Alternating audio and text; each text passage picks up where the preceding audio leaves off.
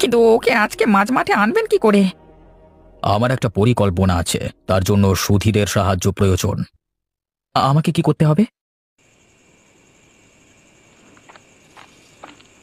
আমি বুঝতে পেরেছিলাম, ওই বুড়ি লুকিয়ে লুকিয়ে অনেক সম্পত্তি করে ফেলেছে, কিন্তু আজকে তুমি না এলে আমি তো জানতেই পারতাম না। হ্যাঁ হ্যাঁ, আরে আমি তো পিসিমা মরবার জন্য অপেক্ষা করছিলাম, যাতে তার সমস্ত সম্পত্তি নিয়ে নেওয়া যায়। কিন্তু তুমি যেহেতু অনেক সাহায্য করেছো, সে তো তোমাকে কিছু দেওয়া দরকার, তাই না? সে তো বডি, আমরা যে মাঠের মাঝখানে চলে এলাম, তা কোথায় লুকানো আছে সে সম্পত্তি? হ্যাঁ,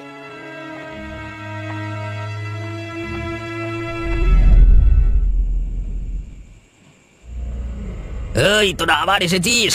আমি আর সুধীর কিন্তু তোদের হোটেল। সেই সুযোগ আর পাবে না তুমি, তোমাকে এখানেই মরতে হবে।